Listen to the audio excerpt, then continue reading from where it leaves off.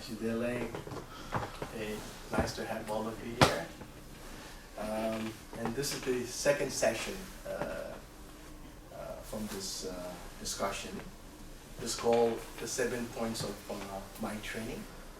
And basically this is a practice to look at yourself. You know, many times we tend to look others and we make a lot of comments about what others look, how others look, the faults and their good qualities. But this is a practice, instead of looking at others, we are looking into ourselves, how we really look like. And this is very, very important, because as long as faults remain within us, then we cannot really find true freedom. And this is to find out all our hidden faults, such as anger, jealousy, and most importantly, like attachment to self. And according to Buddhism, this is the main source of our pain. Anything to do with the attachment is a suffering.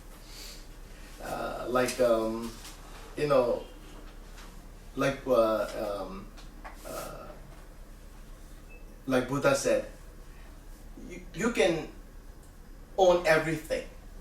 There's nothing wrong to own everything, but as long as you don't have attachment. But if you have an attachment, then even you should not own even a small thing, because this will be the cause of suffering, and this somehow it will imprison us. There's a story by one of the, we call it yogi, a great practitioner from India, known as Sara. He was relating to one story. He was telling a story about a bird, a seagull. This bird one day managed to fish a big fish. So this bird was flying so, happily, and because managed to catch a big fish. And then after some time, when the bird turned around, there were so many hundreds of other birds was chasing this bird, and this bird tried to fly as fast as much as possible, and the harder this bird tries, the other bird try to catch this bird. So eventually the bird was so tired, and this bird just let it go, whatever the fish that the bird was holding. Then the bird felt so relaxed because there was nobody chasing after this bird. Then when the bird looked behind, whoever managed to get hold of this fish, so other birds start chasing, So at the end, whoever managed to get hold of the fish end up all, suffering. So that's what Buddha tried to relate, Sahara tried to relate, that the wealth, especially, attachment, is a source of problem. And this is the teaching that help us to recognize what attachment means and how to overcome this attachment. And this is something that we cannot overcome overnight. This is not something that we can do away overnight. This is a process. There's a process. Then we have to work. Gradually, we are able to give up this attachment. And I was saying during the first session, when I reviewed this teaching, because I received this teaching more than 35 years ago when I was still an undergraduate student, and I'm reviewing this time again. So it's, for me also it was good because I could reflect myself. And for me, this was like a mirror. Like every morning when we wake up, then we look at ourselves and try to find out where I don't look good.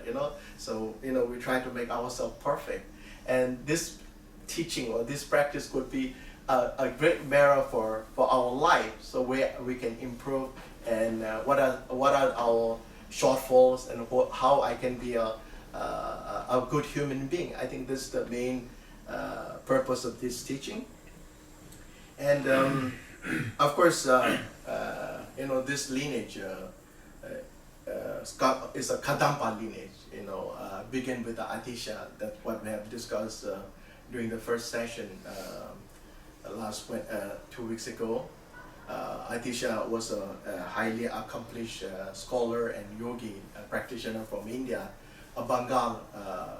Presently, I think is in Bangladesh, and who was invited to Tibet, and he was the one who brought this lineage. And there's a part, in a way, Chikawa. Again, there are so many other Kadampa teachers, and Chikawa, a person called Chikawa from Tibet, he's the one who this practice into 7 verses, became so famous. One day, he was visiting one of his friends, and then he found this word called "give all victory to others, take defeat for oneself." Give all victory to others, take defeat for yourself. And for him, this was very strange, because since young, we are taught how to, take all the victory, and how to defeat others. But this is like totally other way around. So he couldn't understand, and more he tried to think about these verses, then he found that this is truly remarkable and meaningful. So he said, I must practice this. And then how, he made many other Kadamba gurus. Then this is how, he came to practice. And then he practiced for 12 years. And then as a request of his guru, then he composed this 7 verses. This is what we're going to discuss. And the last week, I think we have discussed not much, but today we're going to focus more on about the what we call bodhichitta. Basically, there are 7 points.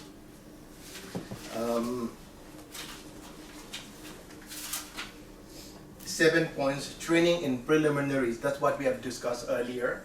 In this, we learn about the importance of precious human body, and knowing how it is impermanence, and the cause and effect.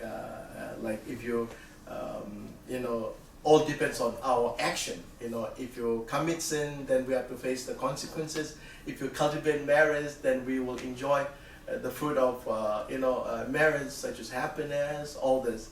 And finally, the effect of samsara.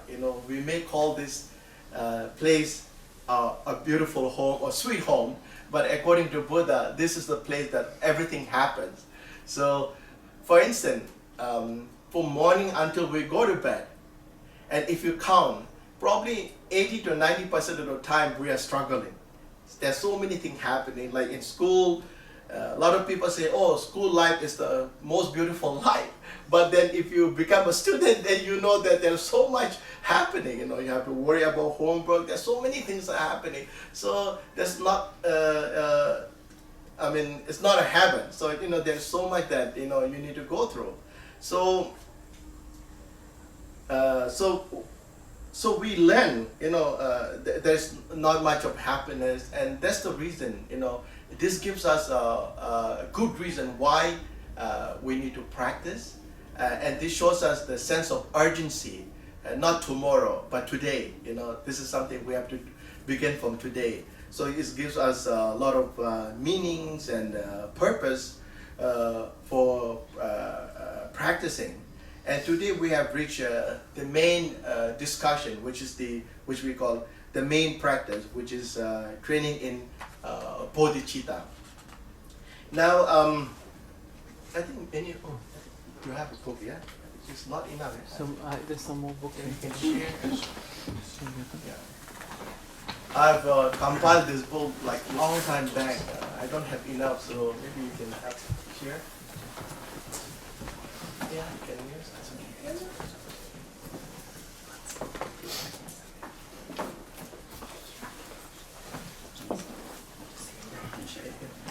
Here, one man. Here. You can share it.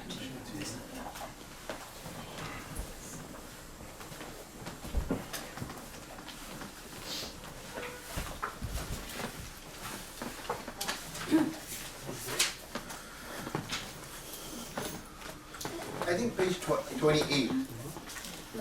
Maybe you can also read later. Page 28. Page 28. So now,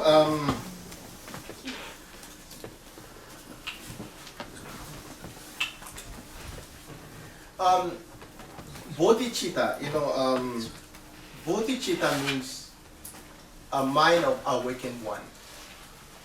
The mind of awakened one. And this is the source of all the qualities.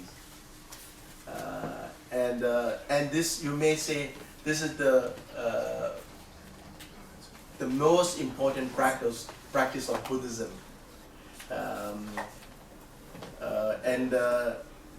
You may say this is also like a practice of love and compassion. When you combine love and compassion, then we may call it bodhichitta.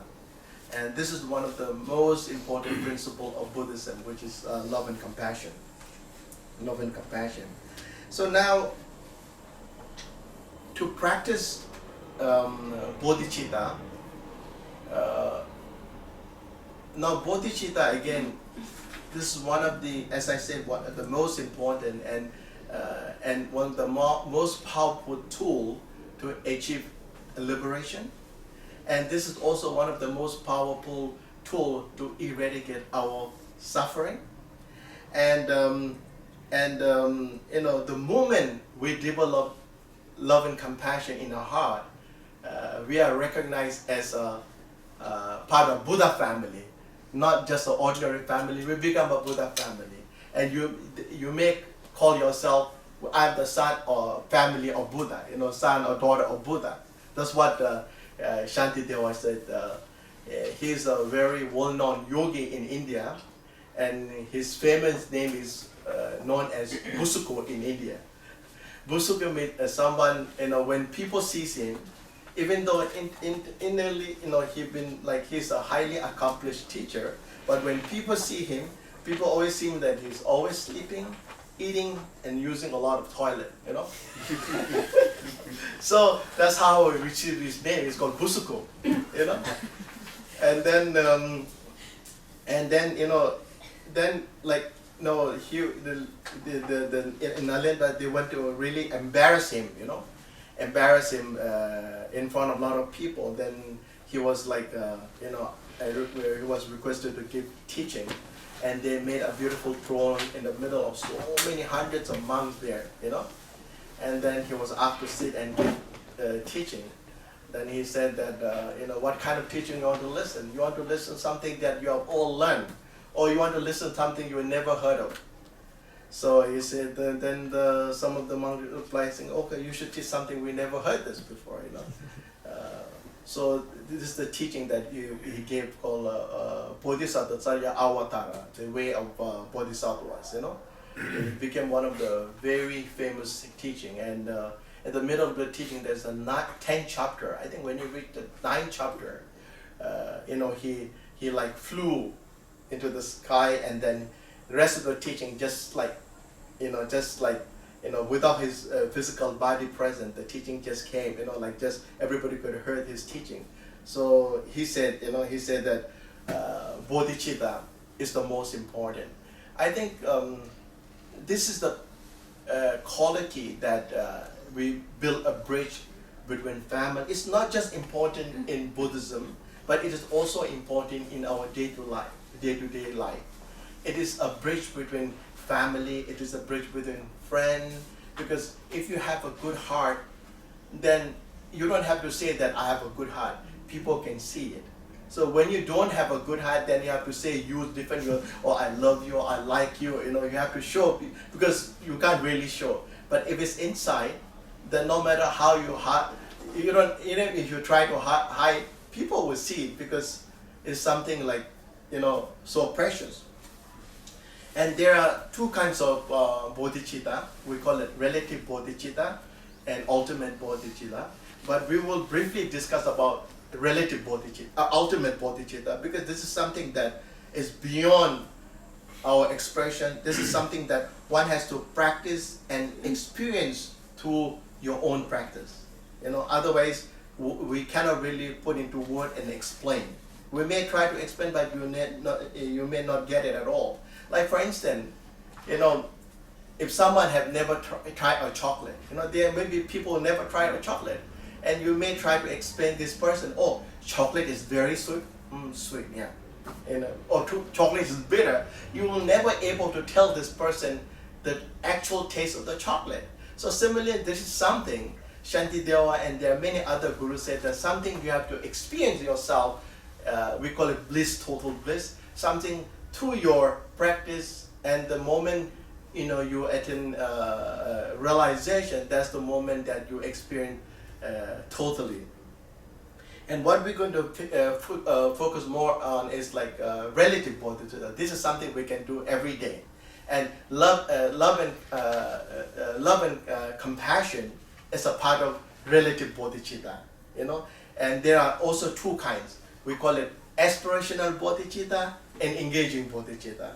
And in Buddhism, there are so many ways one can, so many approach one can choose and practice. There are certain practices are so difficult, you can't really practice from the beginning. So this is a practice that we can all practice because it is simple, and this is for everybody. Like for instance, suppose like aspirational bodhicitta. Like even you can't really physically go and help someone, but actually inside your heart you can feel, you can have compassionate, you can share your love, you can share your good thought with others. Even though you may not go physically to really help others, but even if you have a good heart, this is a good beginning, and it's very, very important. This is called aspirational bodhicitta. Like for instance, and when somebody is suffering in front of you, you may not able to go and really help. Then you can say, oh, this is his or she, her karma, I don't care. You can't say that, but you can just feel that, oh, I'm sorry, they are suffering, but I can't help you this time because I'm still a beginner, and I won't be able to help like someone who are well practiced. But at least, that I can have this good thought. This is called aspiration bodhicitta. So engaging bodhicitta is something that the moment you are trained, you need to train and you need to practice. The more you practice, the easier it becomes, Like I think you know better, when you're in school, when you first begin your semester, like when there's so much work, for 1 or 2 weeks you find it very difficult, but after 1 or 2 months you get used to, so you won't find that difficult, even though it's very hard. So it's a matter of just getting used to. So like Shantideva, he said, there's a famous quote. He said, if you get used to it, there's nothing so-called difficult. It is difficult because we are not used to. But the moment you get used to, everything becomes difficult. So to go back to the main discussion, here, okay, the actual, now we have learned more about preliminary part, preliminaries. Now this begins with the actual practice. And Chikawa first explained about ultimate bodhicitta briefly, and this is also a part where it's not just to learn, but actually to practice. Is to practice. So each word, is for you to practice. You can like think about this, and while you're meditating, instead of visualizing so many things, you can think about the true meaning of each verses.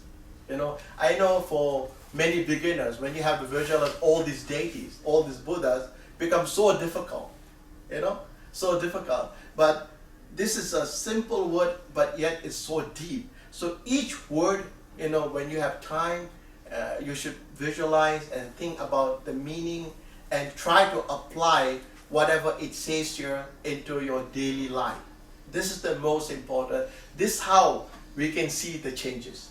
If you want to see changes, simply reading 100 books will not help us. One will really see the progress in our life when you start to practice. That means whatever it is said in the book, So you try to apply in your action.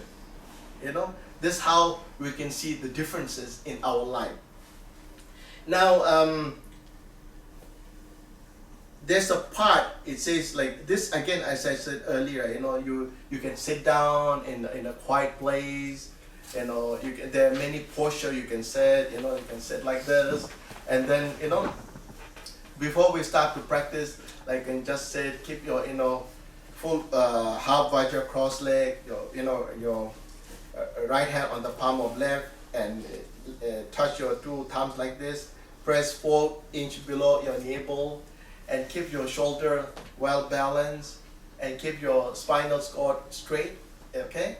And then keep your tip of your nose straight towards your navel, and it depends on you. Your eye you can close or you can just open half and look the distance of like maybe 16 inches, and you can, if possible, you can, your tongue gently touch on your upper palate, and this will keep some space between your two lips so you can breathe normally, and you can just sit like this and you can start thinking. Here it says you begin with the 7 breathing techniques. This means like when you sit like this, before you start to think anything, what you should do is like you should visualize when you inhale, probably distance of 16 inches, you just think that your breath, your mind is going inside, from your nostril. It goes down, deep down, 4 inches below your navel, and you can just hold for maybe few seconds. Then again, you exhale. You have to think your breath is together. It goes out for like 16 inches distance. Then you just count 1. And this is also part of meditation. So you can do 7 times first, and maybe take a break. Again, you can do 7 times, and you can do 7 and 21 times. Then when you get used to, you can do 14 times, then another 7 times, 21 times. And after some time, when you get used to, then you can do 21 times without any break. So it may sound very simple.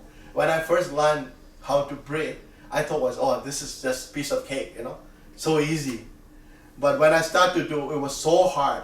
Even like I didn't know that within a second that so many thoughts are coming in. Like when you count 1 time, before your breath reaches your 4 inches below your navel, you start planning everything about your, about your future. And this is also because during the meditation you have a lot of time to think. You start thinking everything here. So it's not so easy as said. So you need to practice. If you can do this every day, it will really help you. It is not just help you to keep yourself calm. It reduces your negative emotions. You are able to think better and clearly and more focused. So this is how you can practice every day, So to continue with the discussion, now as you can see, I think it's in the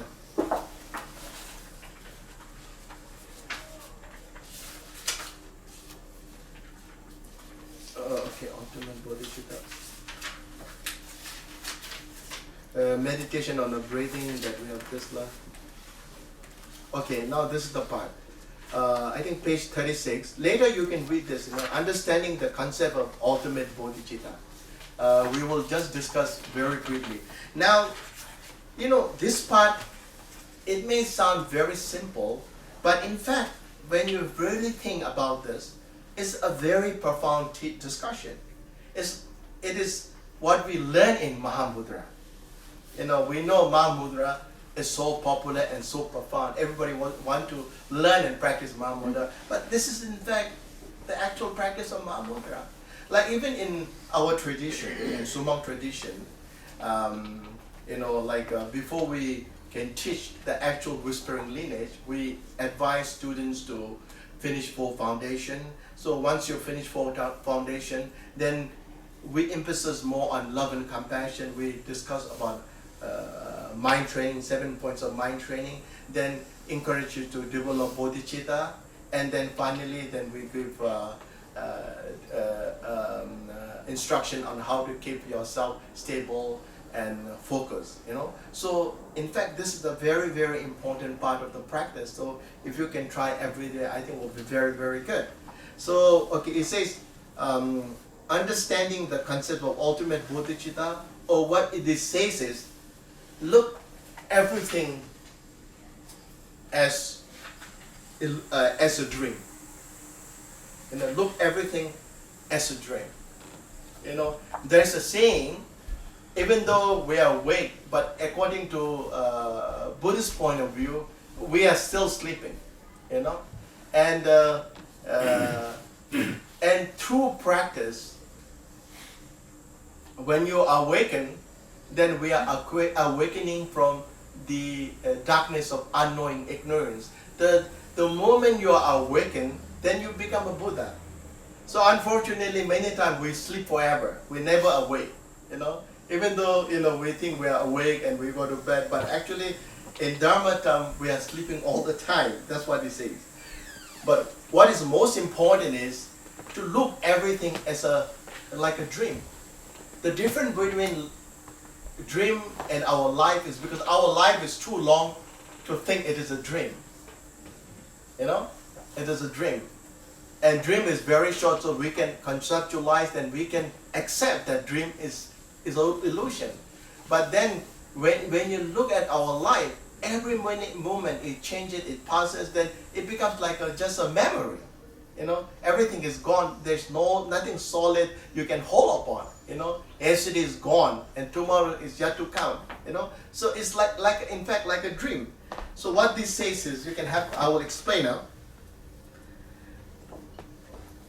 To see everything as a dream. How this text explains is, like, this again, this according to Madhyamika view, what you see in front of us is actually not real. What you are seeing is like illusion. That's why it's called dream. Like in the dream, because we are still in the dream, so we feel everything real. Like for instance, in the dream. In a dream, there's so many things can happen in our dream. Sometimes we are happy, sometimes we are unhappy, sometimes we are sad, sometimes so many things goes in our dream, go in our dream. However, good or bad, the moment when you wake up, there's nothing that you can hold upon. So similarly, like our life is like a dream. What you see is not real. Like for instance, what you're seeing is the reflection of like when you see a moon inside the lake, you can't imagine that moon is actually inside the lake. What you're seeing is just a reflection. So what we are seeing around us is simply, we say, the projection of mind. Mind creates everything. A mind builds up everything. Good or bad, everything mind creates. Like for instance, I will give you an example. Like today, probably you may be living in one beautiful apartment. Beautiful apartment, and you are very comfortable, and nothing is there, and you think, you may say to your friend, this apartment is my dream apartment. I cannot find like this apartment. And one day your friend comes and say, I saw something in your apartment. There must be something there. Then you start wondering. After your friend leave, and you may start thinking, what is here? Then, after some time, you may start seeing shadow moving around. Then after some time, you start hearing sound. Sometimes you may start seeing something moving around. So eventually, you may really think that there is something there. Then your precious apartment becomes a problem. So then you want to move to other place because then you think there's something real. So in life, mind is the culprit that everything it creates, but actually nothing. There's nothing that exists inherently. That's what I'm saying. Inherently, there's nothing uh, inherently. So this how you should visualize, and we should see our life itself is like a dream, and try to rest on such concept as long as possible, you know. And then what you need to do is now, okay. So it's like, for instance, then you may say, how come you can feel, and what we can say, we can see, we can touch, you know, because our habitual tendency is so strong. Like, for instance, when you have a, you know, when you have a, you know, like water is fluid. When you have a ice, you know, when you see ice in front of you, you can touch. It's so solid, you know, it's so solid. And then moment this ice melt, then it becomes like a water. It's not solid anymore, you know. So what I'm saying is, I'm not saying that saying that everything is a mind, but what you're saying is the creation of your mind. So like ice, you cannot say ice is water, but when the water melts, when the ice melts, it becomes a water. So similarly, you know, the mind is the one that, you know, visualize, create something, and then eventually for a long time, when we get used, when you start having attachment, then when you start projecting, eventually then you tend to feel that everything is real. So that's how we solidify so many things in our life. Now, what happens is, like, we know, this is something that you need to practice again and again. The more doubt that you have inside you is better than you're able to, you know, convince yourself. It's not something that we can just accept and just move on. You know, this one thing about Buddhism is, like what Buddha said, is you cannot simply accept because I said. You know, you should accept, before you accept anything, you should analyze, and you should study, and then finally, if you think what Buddha said is right, then you should follow. If you think it's not right, then you just leave, say, and goodbye. You know, there's nothing wrong. So that's what you need to do. When I explain, you go back and think about that. The more question you have is good for you, and you know, for your progress. Now, in Buddhism, we think is like I said, mind is the creation of everything. So is this mind exist? You know, to ask, is this mind exist? Now we have to look at the mind itself. So now eventually comes to the mind. Okay, does this mind exist? Okay, there are three things that we have to remember. Mind never born. Mind never exists externally or internally, and mind never goes anywhere. And this is also to prove that mind do not exist. It is a bit hard, but this is the part of discussion, so I need to go through. But anyway, slowly, you know, we will get more into this discussion, so it will be clearer to you.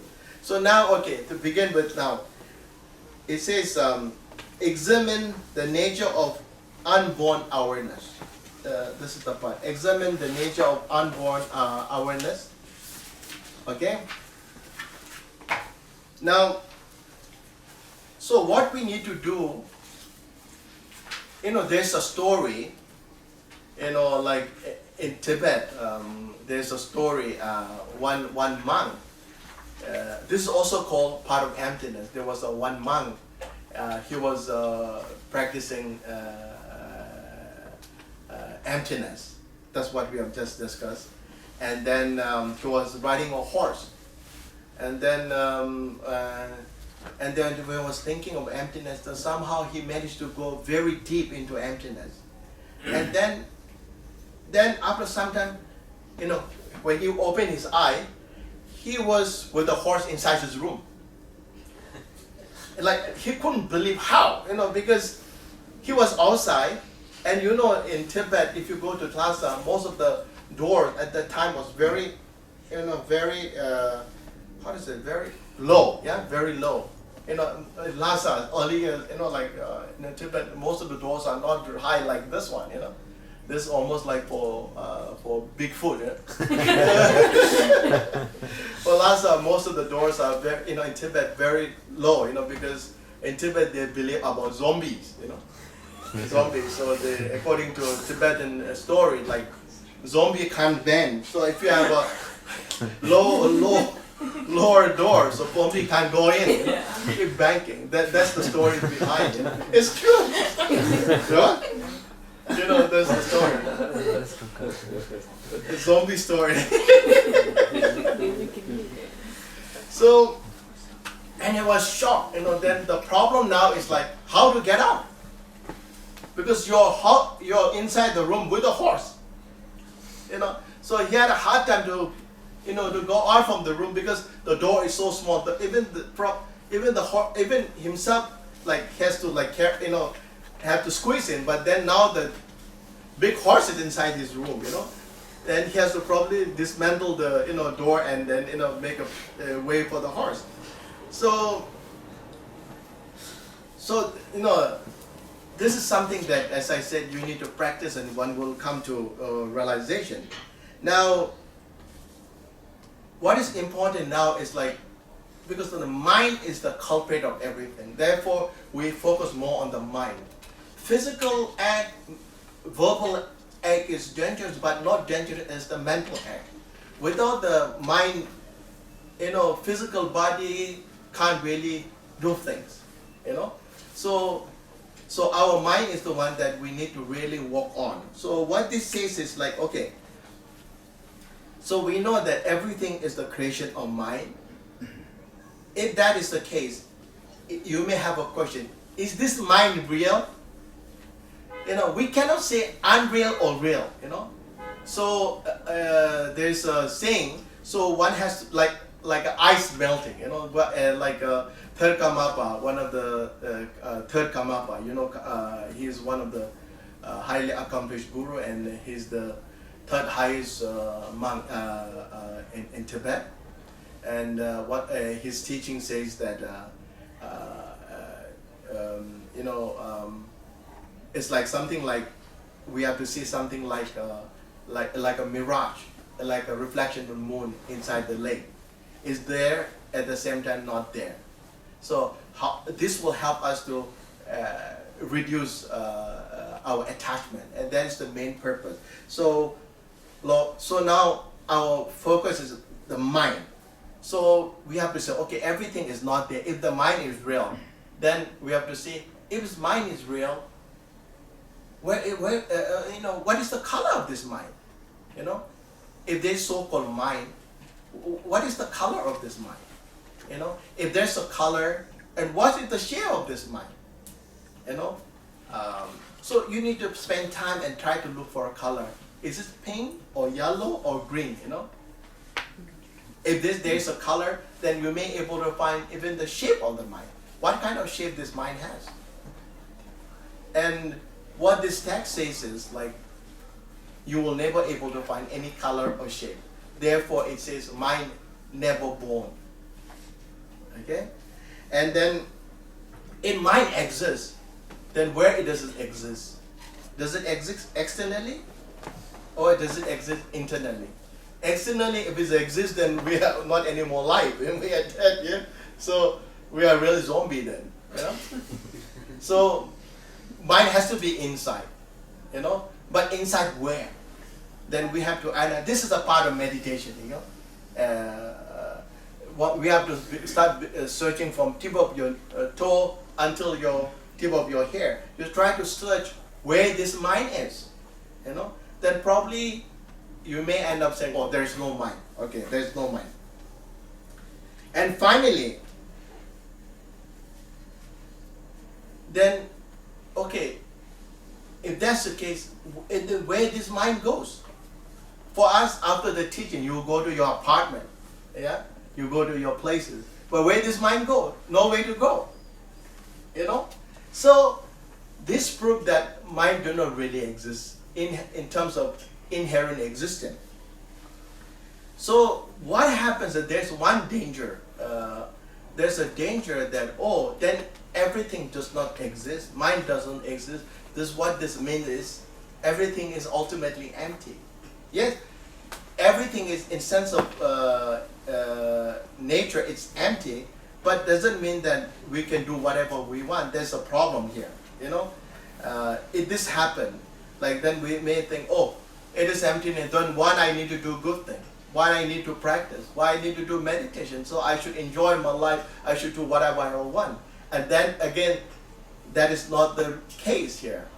As long as you see things as it is, then there is a mind. Then we have to follow all the discipline and rule or whatever you may call it.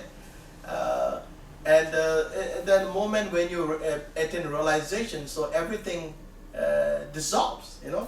I know this part is a bit hard. Even for seasoned Buddhists, this part is a bit difficult. But I don't know why, you know, this was given kept first to discuss.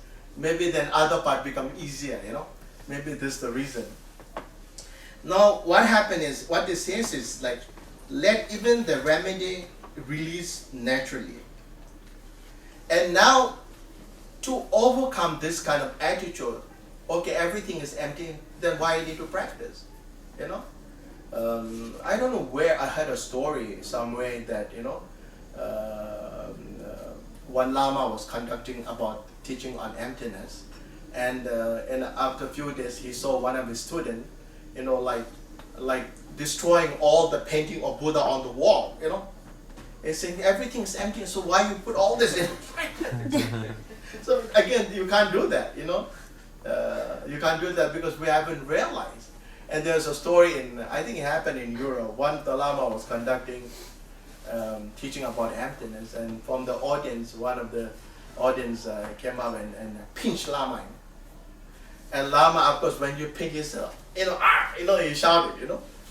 And then I think she or he said, I thought you are empty, you know, that's why I tried. So it's like the ice and the water. So in this case, what you need to do to overcome this situation is, again, you have to look at the remedy itself. So then even the mind of thinking emptiness, it will just dissolve itself. You know, so we cannot let it be there. Like for instance, if you rub two sticks together for a long time, and eventually you will have a fire, and after that even the both stick will burn, and then after that even the fire will disappear. So similarly, what this says is like not to have attachment even to our remedy. And practice of emptiness is to dismantle our creation of our creations, such as our attachment, anger, all this, you know. And then the moment we dismantle all these perceptions, then we cannot have an attachment to the remedy. Then it becomes a problem, you know. Like there's a saying that, you know, when we are sick, we apply medicine. Then if medicine become a poison, then there will no way to cure.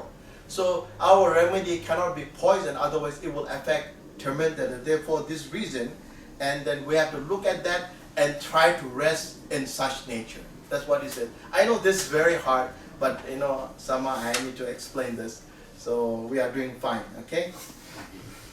And now it says, rest your mind on such nature.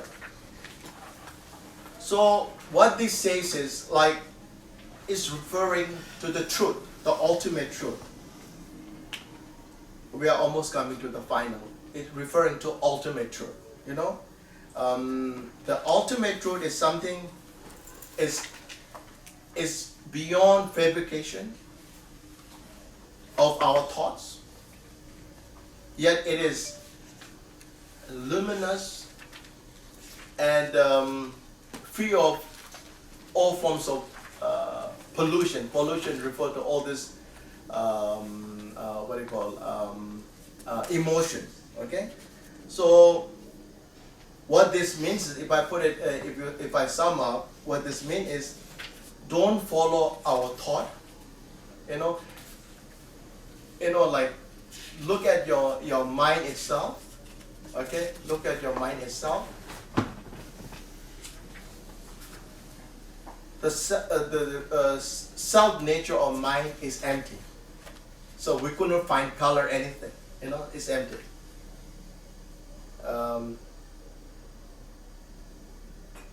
The essence of mind is empty. Yeah, essence of mind is empty. Self nature is luminous. So when you look at the mind, it's not just empty, dark, but yet you can see there's so much of light. You know. And then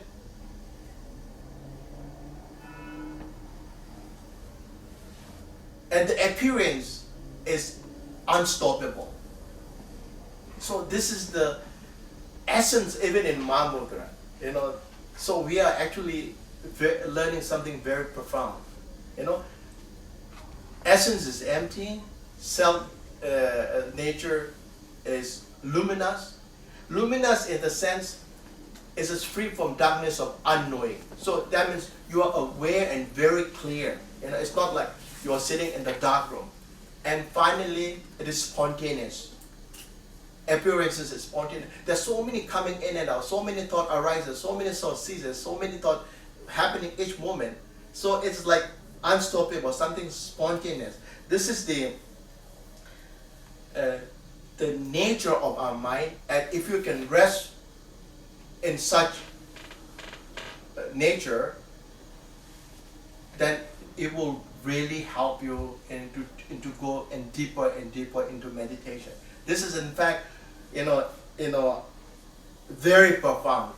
It's just a mind training, but this is one of the most profound teaching in Mahamudra. So you can, when you go back, you can, you have some time to just, try to go through this. I think it's very, very good. Now, finally, coming to the end of the discussion on the ultimate truth, it says it's called post meditation.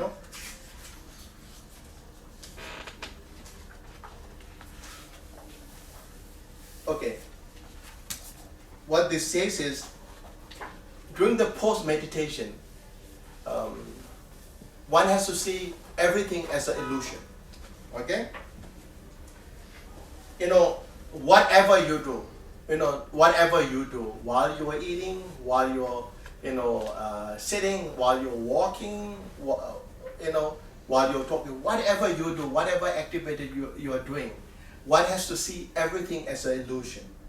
And this is one of the very important part of post meditation. It's really this why it is important, because then we can lessen our attachment. Because attachment is the problem. As long as we have an attachment, then it comes ego and everything comes in, and then it becomes a problem. Why we are suffering? And if you really look at, if you try to, visualize and think within, why I'm not happy most of the time, and like Shantideva, I said, Busuko, he is famous for saying outrageous things, He's saying that you people are very funny. He said, when you see a dead body, you try to run away, and when you don't you are not afraid of seeing dead body walking. So we are so that's what he says. So like, I'm not happy because you didn't respect me. I'm not happy because somebody said something to me. I'm not happy I have less than somebody else. I'm not happy because I'm not getting this. I'm not happy because I'm not satisfied with your answer. I'm not happy because you didn't respond to me. So if you cut all this, all minus, then it will be very few things that makes you unhappy. But this doesn't mean that. And again, we cannot take this into wrong sense. We cannot say that we have to punch ourselves. no, I'm the one that I should be punished. No, that's not what I'm saying at all. Because Buddha said that our human body is so precious. You know, this is the most precious, because if you want to become a Buddha, only through our human body we can become a Buddha. You know, so therefore our body is so precious. So we cannot inflict pain on ourselves. You know, what we're saying is we have to try, because you know, anger, jealousy, hatred, these are not part of us. These are part of someone else. And somehow, with the wrong reason, we have made this part of us. Therefore, these are making us slave. You know, for this reason, we are not denigrating ourselves, but actually what we are trying to do here is to remove these poisons. You know, so we are not hurting ourselves. This is a totally different thing. You know, it doesn't mean that we have to like punish ourselves. You know, that's not the thing that I'm saying. So this is how you need to see, like always, every time when you see everything as an illusion, then you tend to have a less attachment. You know, then your needs go down, your anger, jealousy, everything goes down. Like, you know, like for instance, in your, you know, like in your dream, you may dream a beautiful house that you may like, or wish to own, or you may like someone or handsome or beautiful. You may dream someone beautiful or handsome, you know. But the moment you wake up, you will never have an attachment to this thing, because you know, oh, this is a dream, I'm crazy, you know. Even to a small child, if you say, oh, you should like that, what you dream is, oh, you're crazy, you know, it's a dream, you know. Yeah, even a child will say it's a dream. So similarly, what we are trying to learn here is like, it's like a dream, you know. And I always say that we should precious everybody, parents or family or friend, everybody, you know, and it's worth it when they are alive, you know, and the moment somebody dies is a part of our life, and we also have to learn how to give up, you know, and if you can't give up, then again it brings another set of suffering, you know. It doesn't mean that you don't remember them. What I mean is like, what you can see also, you know, many times in life when somebody is alive, we don't care, we don't, you know, like, you know, we just ignore. The moment when you lose someone, that was, oh my gosh, you know, somebody, oh my gosh, what I need to do, you know, I cry, and it's not going to help at all, you know. If you cry in the front of dead body, you will never say, oh, thank you, yeah? You know. So what you need to do now is now. You know, this is the moment that we should respect each other, and we have a lot of opportunity, and that's how we need to do. So far, anything? Any question? We're ready to go a little bit down? Yes? So far we have discussed, this is the most difficult part. I know it's, even for me to put into word is so hard. You know, there is a saying, you know, there's a saying, you know, like in Tibetan, it comes from one of the texts. It says like, you know, normally Buddha is able to say so many things so beautifully and meaningfully, you know. But when it comes to saying the ultimate truth, Buddha start tammering, is it? Stuttering. Yeah, he's, you Stuttering. know, yeah, tammer? Stuttering? Huh? Do you mean stuttering? No. Stammering. He couldn't really explain, because there's no word you can put in, you know. It's something that, as I said, like a chocolate, there's something that you have to taste yourself. So you can't put into any word to explain really, but we may go very close by, but we can't really point out the actual point. So that's what it says. So these are the things that, you know, when you have time, then you breathe like 21 times, and then, you know, you can think one word and try to think about the meaning. You know, this will help you. And I will try to go a little bit about this. Now this is the relative bodhichitta. Relative bodhichitta. It's called generating relative bodhichitta, the actual practice. This is now the practice that we're going to focus on. It has three sub topics.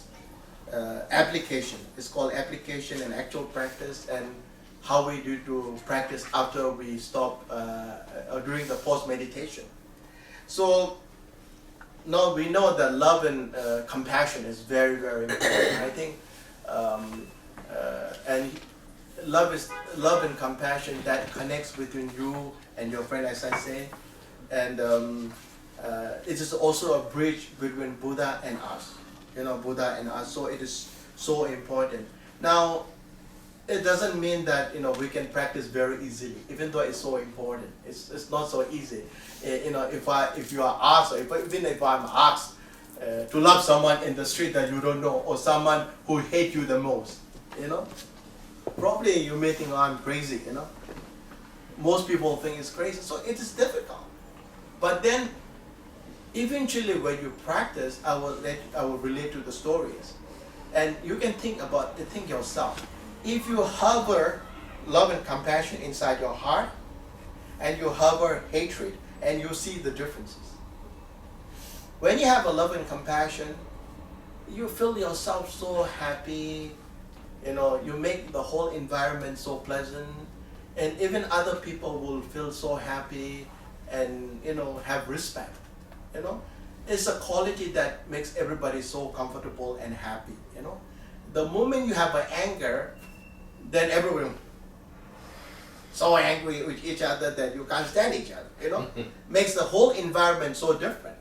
And that's the difference that one can see, everybody can see. This is not something that is just said, but this is the truth.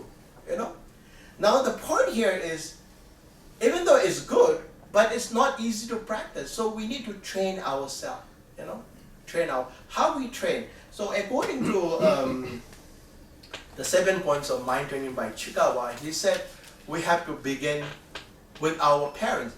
I know there are rare cases that some parents are not good. There are possibilities, But what I'm saying here, what he is saying here is, Chikawa is saying is, compare the best parents, or best brother or sister or friend, whoever. Okay? So one need to think, like for instance, if we say mother, the best mother I'm saying, yeah? The best perfect mother. Like when the children or baby is in mother's womb, how much difficulty that mother has to go through. And then before the birth, how much difficulty she has to go through. The moment she gives birth, how much pain she has to endure. And both parents, until the children, even in America, it's like 18 years, yeah? In our place, it's like whole life. Depends on the cultures, like, parents. And not just, when you say parent, it doesn't just mean that one individual, two individuals. All of you, children, has to be parents one day. So you go through this all same difficulties. So you know that that everybody goes through so much, until we grow up like 18 years old, the education, and so many things that the parents has to worry, especially the mother, the cost of living, all this. There's so much of thing that parents have to worry, for the children. When the children grow up, again the turn will be like children to look after his or her children, and then this is not something just restricted to one family. So according to Buddhism, once in our lifetime, that everybody has become our parents. Because in Buddhism, like, we have born so many times, so many times. And there's a saying, I was joking in one day in Taiwan, like, and there's, according to Buddhists, like, if you say, like, somebody, you look like a dog or you look like a cat, and then next life you're supposed to be born as a cat and dog, So I was thinking, maybe it's true, there are so many now dogs and cats you see all over places, So, and then, everybody in a lifetime has our parents. And, okay, then after that, you can think about your siblings, your brother and sister, and then your close relatives, then close friends, and then eventually, one day you are able to even share love and compassion with the strangers. Okay? And when time comes, then even you are able to share your love and compassion with the enemy or someone that you hate the most. You know? So this is a matter of practice. It's a matter of practice, and and if you practice every day, you are able to do it. But if you don't do it, and if you're asked to do it from the beginning, I think it's so difficult. It's so difficult. Like for instance, like runners, like if I'm asked to run 1 mile, I don't think if I even can run 1/4 mile, But then when you are trained, you are able to run, miles and 2 miles, 3 miles. Even I've like seen people. How many miles they are able to run? Like 5, 10 miles? Huh? No. Huh?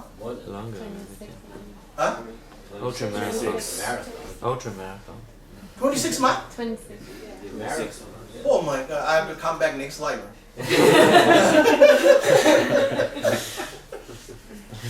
See, it's just a matter of training. I know it's difficult, but if you train yourself, we're going to reach this.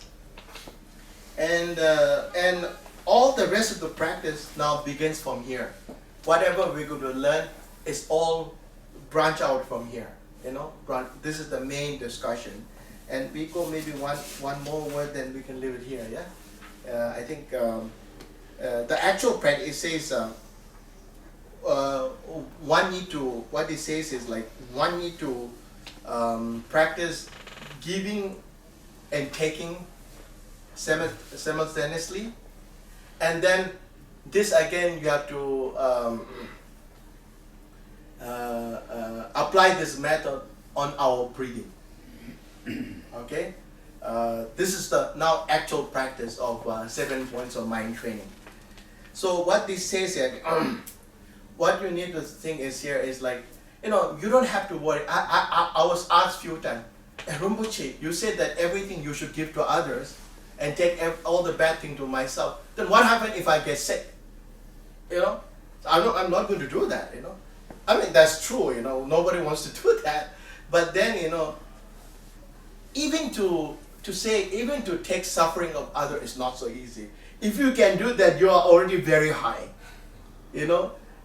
But you are just practicing your compassion, your developing a good attitude. And the time comes when you are able to take suffering of others. I don't think you will complain at all. I think you will be more happy and you will be doing willingly. Because we still have an attachment and we are still ordinary human being, and I don't think we have to worry so much of this. But this is an important practice. So you're all like I said, you already become a bodhisattva, yeah. So you're part of Buddha family. You're already like a prince and princess. So now we're giving you training to become Buddha next time. So now you are training to become a king.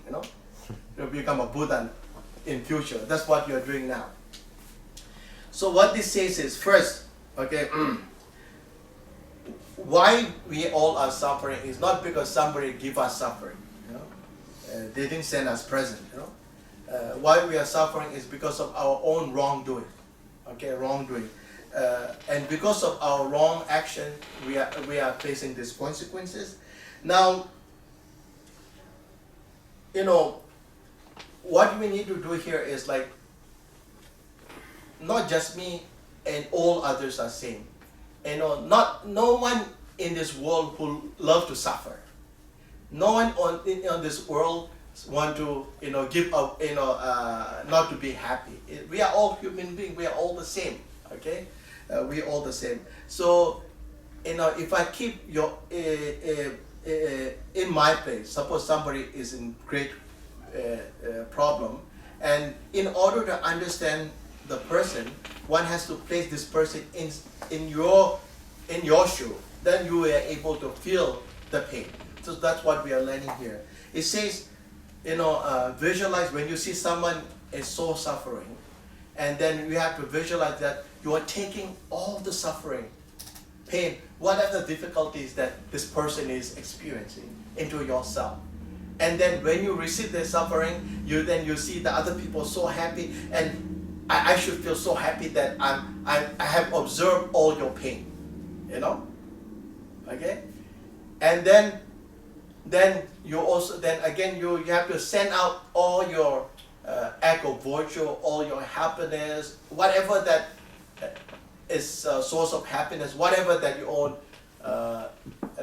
besides suffering, you send out to that person. Okay, then you visualize that your other person is receiving this, and then other person feels so happy. Then you feel, oh, I'm so happy that I'm able to share. You know, this is how one need to think. And now, if you put this into your breathing practice, so this is a practice that we call it like transforming all your unfortunate situation into part of your practice. This is what we are doing now, you know. So this is something that, you know, we don't, you know, we can do it everything. We don't have to go somewhere to do it, you know. We can do it every day, you know. Like for instance, like when you inhale, we have to inhale, exhale, yeah. We have to breathe in and out every day. We do it every day, yeah. When you inhale, then we have to visualize that I'm taking all the pains of others. It comes in the form of like black smoke, you know, instantly go inside your nose and dissolve into your body, and then instantly you see that others are, you know, totally, liberated from their pain, and you receive all the pain, and you hold moment and then feel happy.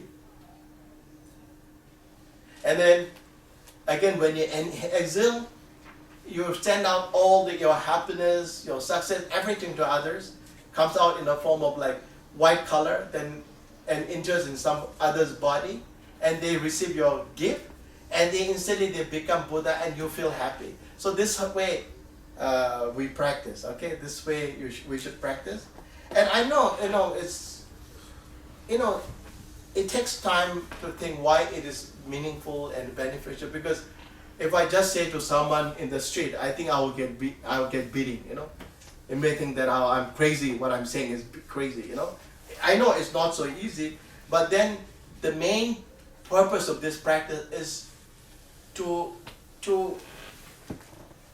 reduce the effect of our attachment, our ego, our jealousy, because these are the thing that makes us unhappy, you know, and this is the main purpose of this discussion. Yeah, I think we live in here. Is it too much? Questions? Questions? Huh? If they have questions. Yeah, I think if you have a question, you can ask me. Yeah. Yeah. Yes. Can you talk a little